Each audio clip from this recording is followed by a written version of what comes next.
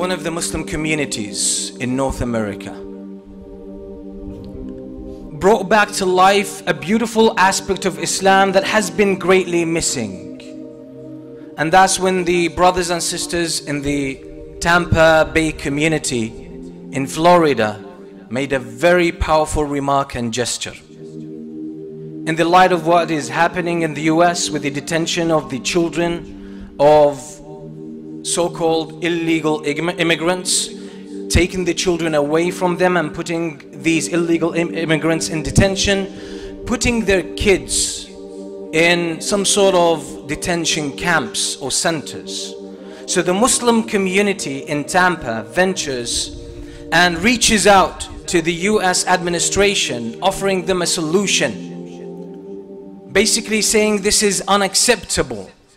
And they offered to take care of 2,300 children that are in these detention centers, completely funded by the Muslim community in Tampa.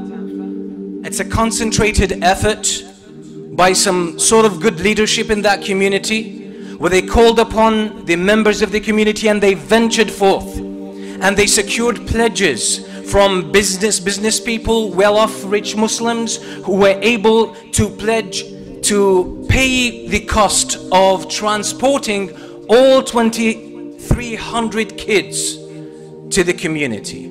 And then they got an agreement or pledges from Muslim families in the community to host these children in a great manifestation of what Islam really means. One beautiful part of Islam, and Islam is far bigger than that. But unfortunately, we need more of this, because Islam, that's what Islam calls us to. It's supposed to be a daily thing of what Islam really means in our lives. It's supposed to be a common occurrence among Muslims, not only in that community, but in every Muslim community and Muslim society throughout the globe. And this reminds me of something that happened about 170 years ago, when Ireland was in a state of famine, and people in Ireland were dying in the hundreds of thousands out of starvation in about 1845. And this sparked the wave of Irish immigration into North America, to the United States and to Canada. It was the famine. People were, especially poor people, were unable to eat. People were dying, literally dying of starvation. And the world tried to support, but they could not deal with the famine. The Muslim Caliph at the time, Abdul Majid al-Awwal, the Ottoman Caliph, he reaches out to Ireland and he offers 10,000 sterling, which now estimates in the hundreds of millions and probably billions, as a gift and support from the Muslim Caliphate, from the Muslim world at the time, to Catholic Ireland at the time, because of the famine and the starvation. And who stands in the face of this? The British Queen Victoria, because she herself donated 2,000 sterling to Ireland and refused that anyone offers more than she did. Thus, Abdul Majid al-Awwal, the Muslim Caliph at the time, could only give to the people of Ireland 1,000 sterling. What did he do with the remaining 9,000? He bought provisions. He bought wheat. He bought corn, different types of food to be consumed. And then he set a whole fleet of Ottoman ships in order to sail to Ireland, in order to drop all of this food and all of this provision to Ireland, to the people who need it. And they were stopped by the British fleet, and they were prevented from delivering that. So they ended up to some sort of a small port in Ireland, and they delivered all of that to the Irish people. That's what the Muslim world did about 170 years ago. And it's not for the purpose of show. It's not for the purpose of publicity and propaganda. This is what Islam really is. This is part and parcel of what Islam is. And where does the problem lie? Why don't we see today more examples of this? It doesn't have to be the Ottoman Empire. It doesn't have to be the Caliph. It doesn't have to be a community. It could be an individual. It could be you and I, every one of us. And why look too far? Don't search for nations who are in starvation. Look for people at home, people who need it, our children, our spouses, our neighbors. People who are sitting right next to you in the masjid, people who work with you in the workplace, sitting right with you in the same office. How come we have turned a blind eye as Muslims to these beautiful meanings in our religion? How come? That's when we take Islam in a technical way. You know the great companion Ammar ibn Yasir radiyallahu anhu, he said, ثلاث من جمعهن فقد جمع الإيمان كله. Three things.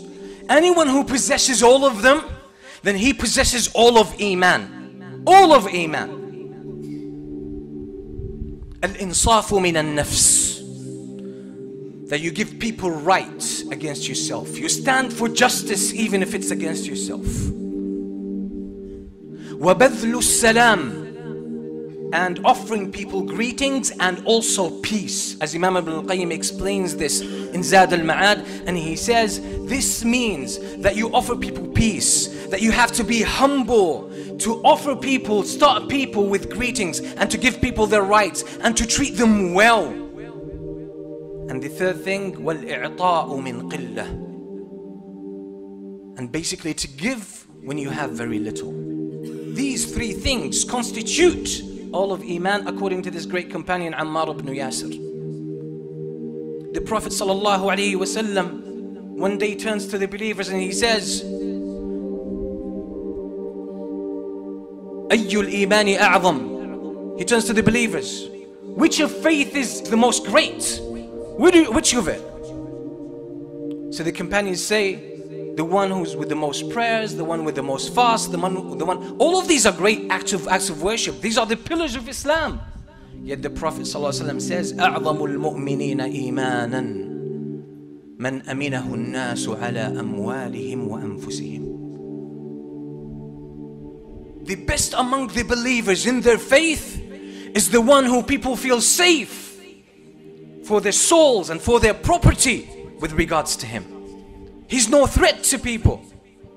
The Prophet ﷺ is saying this is the greatest of faith. So how come we reduce Islam to certain elements and then we turn these elements into a cult where we push people away from Islam, even Muslims who were born Muslims? How come we do that? How come we play around with the religion and the deen and the gift of Allah subhanahu wa ta'ala in a way where we dehumanize it?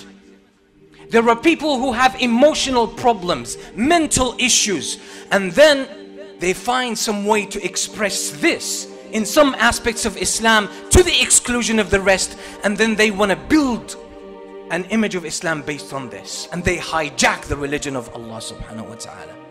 And they have the guts to say that's Islam. They have the guts to persecute others. They have the guts to ostracize others and to call them out. What? Based on a selective choice, cherry-picking way of implementing Islam.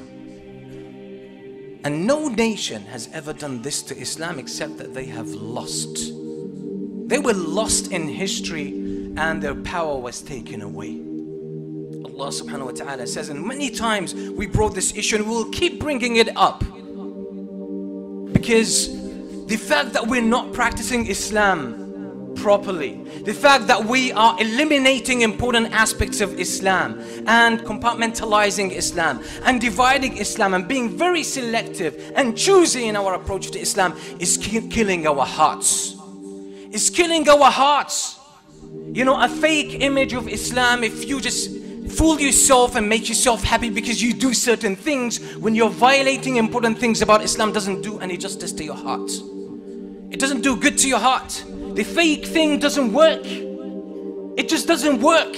And that's why we have an issue of morality among ourselves. We have an issue of respect. We have an issue with our hearts, with our spirituality, with our morality. That's why Muslims are not seeing great opportunities to really practice their Islam. I don't want you to see these things that the Ottoman Caliph did at the time, or these Muslims in Tampa Bay are doing today, mashallah. I don't want you to see this as an act of propaganda, as something to show. You don't have to show. This is an opportunity to practice Islam first. And when we practice Islam, people get to see about it. People get to see the truth.